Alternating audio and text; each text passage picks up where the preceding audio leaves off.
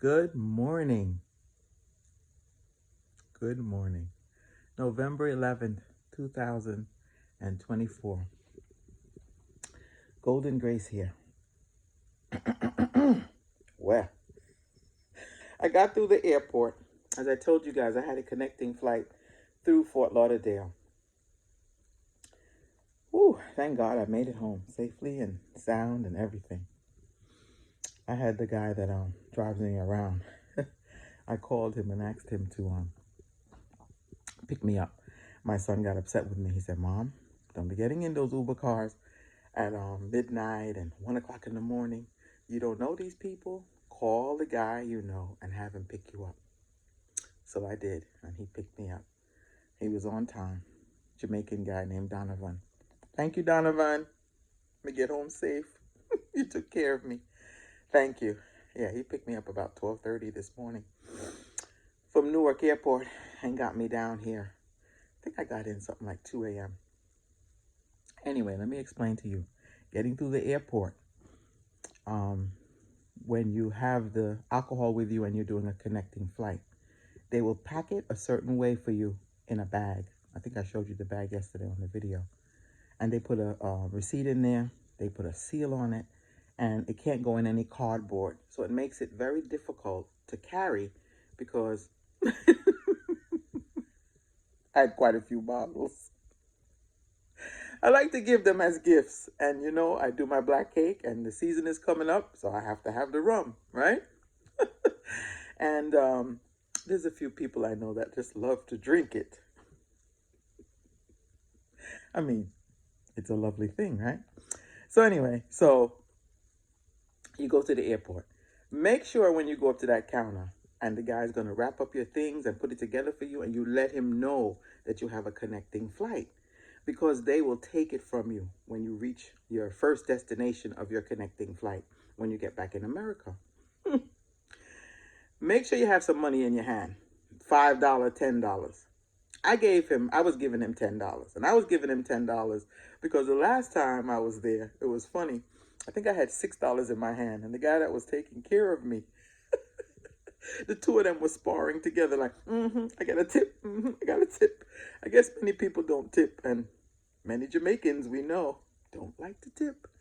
We have to give. We have to try to be more, how would I say, happy and giving and joyful and loving. Come on. You want the guy to do something for you. You want to make sure it's done well. Well, he gave me all these extra bags, the ones that have the island of Jamaica on them.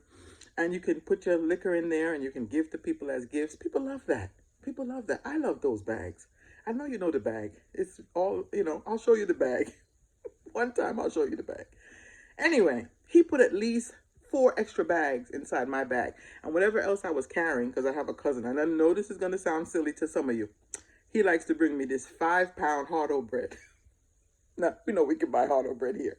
But it's so convenient to have this hard bread. It's convenient and it's inconvenient because the bread is heavy. So you can't put it in your suitcase because it's going to make it overweight. Hilarious. So I carried in an extra bag. The last time I did it, my son said, "Mommy, come on, really? You could have brought an extra box of patties." Patties in Jamaica? Patties in Jamaica now, I would have to say, a box of patties in Jamaica now, what, $40 or something like that? It's you give them 5,000 Jamaican dollars, less than 5,000 Jamaican dollars, but it's costly, okay? So I bring the bread anyway. He brings it to me, and I don't want to hurt his feelings. I carry this bread. So I have the bread separate in another bag. And I had my book in another bag and my cords, to charge up my phone as I'm sitting in the airport. So the guy took my bag now and put it in one of those bags with the island on it and everything, Jamaica. So nice. Thought it was so sweet of him. So like I said, you give him the money. He packs it in the bag. When you come through now and you're coming through, I came through Fort Lauderdale, and I had to go and collect my luggage.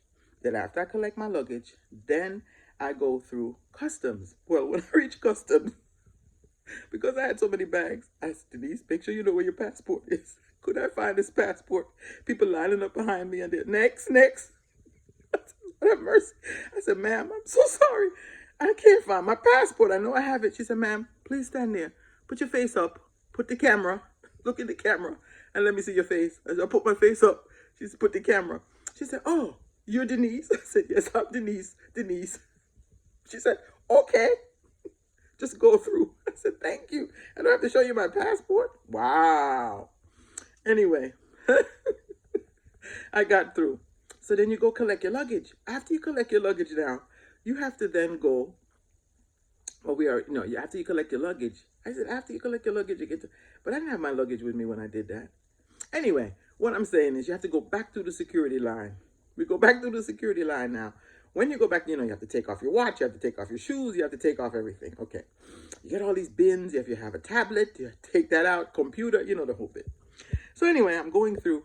And as I'm going through now, the woman, my bag now goes back. When your bag goes back now, you're like, ding, ding, ding. They're going to pull you over. So the first girl had already checked the bag and make sure all the receipts and everything was in this. I said, why did they ixnay my bag, my trolley thing, the tray. So I said, oh no. So I went over to the side. I said, oh, now you got to check me again. She said, ma'am, not only do I said, I don't have to check you. I need to check every bottle in this bag. So she unzips the bag or she cut it with a knife. I don't know. But she opened the bag and said, this is crazy. She had to submit or insert each bottle into this machine thing to see if I tampered with each bottle. I said, why are you checking my bottles? She said, I have to make sure, ma'am, that you didn't tamper with them and there's nothing else in these bottles but rum. I said, you gotta be kidding me. She did. She put each one in this thing, checking each one of them. I said, this is hilarious. And then after she checked each one of them and whatever she did, she put them back in the same plastic bag, put the receipt back in there, tape it up, and said to me, okay, you're good, you're clear. You can go through now. I said, but this is a mess. So just make sure you mention it to them when you're doing connecting flight. Because if you're going and you don't have it in that security bag, they will take your rum. Oh, boy. Anyway, so, yes, I am semi-retired. Yes, I am trying to move to Jamaica. Yes, I am trying to get my citizenship. And then after I get the citizenship, I get the passport. Yes, but I still work. I'm a registered nurse. I've been a registered nurse since 1992. And I go into work tonight. I work 7 to 7 tonight, 7 p to 7 a. And I work at a detox center. And, how would I say this now? Many countries, America has detox centers because America has a drug problem, extreme drug problem. Other countries, they do have drugs scattered about, but not as extreme as in America. So they don't have detox centers in other countries. They don't believe in that. But the American government, they support this. I don't want to say they support it, but they have these medicines that they give those that come into the detox center to help them get off the drug in a subtle kind of way, in a 5-day detox. So I work at a detox center. I love working in the male section. They have the male separate from the female. And you're in like a glassed area. It's, I don't want to call it like a prison, but it's pretty locked. You have to have your ID and you get through and everything. But the men I love to work with, and you find that you'll have more men in a detox center than women, because the women, they have ties to family and children, trying to make sure they take care of their children the best way they can. So you have less women, but you do have women there also. And my place will take up to 22 men, 21 men, something like that. But the women's side is usually a little less. So anyway, these men, I love being with them, meaning that I love giving them their medicine. I have empathy for them. I have empathy for them because this life is hard. Yeah, it's not an easy life. It's not easy. So a lot of them get addicted, whether alcohol, whether cocaine, whether crack, whether meth, whether fentanyl, they get addicted.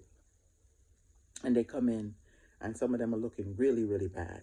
And you have to really, have empathy and connect with them, and give them their meds, and you give them drugs to help them kind of ease off. But if they have used the cocaine or anything like that in the last let's say, okay, when they come in, they have to at least wait 48 hours before we start giving them certain medicines to help them to kind of transition. Alcohol is a little different. You give them a loading dose, Librium.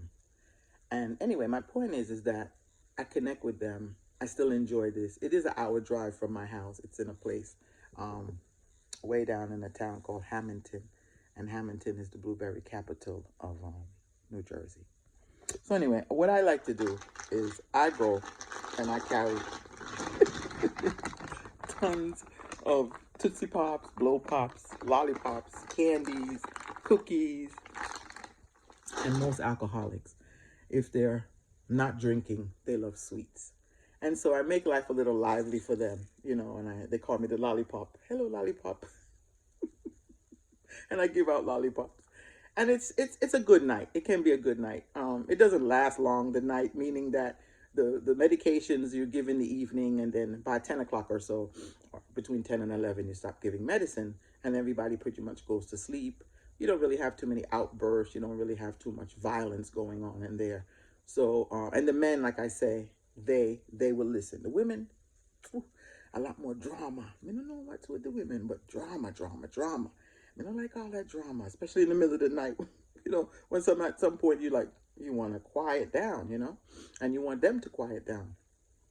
So anyway, I'm going there tonight. I work a night shift there, 7 p to 7, 8, 12 hours. I have to say that 3 o'clock time gets a bit hairy. And, you know, you try to watch what you eat overnight because you don't want to consume too much carbs.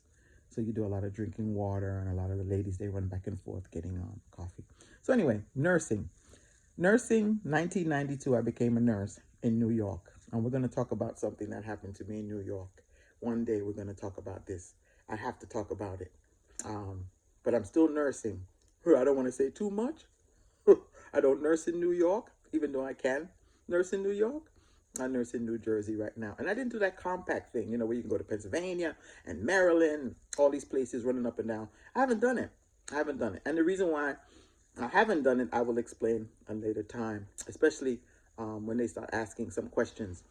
But other than that, one of the best decisions I've made in my life is becoming a nurse. I have loved that decision. It has its ups, it has its downs, it has its times, but it has been one of the best decisions I've made to become a nurse. And I'm still nursing, so I'm not fully retired yet, but it's quasi, quasi. And when I get a chance, I get on a flight and I go to Jamaica, to the house up in the hills. Anyway, guys, we'll chat again soon. Love you all. Golden Grace, signing off for now. Bye. Walk good. God bless you. Stay up. Keep shining. Chat soon.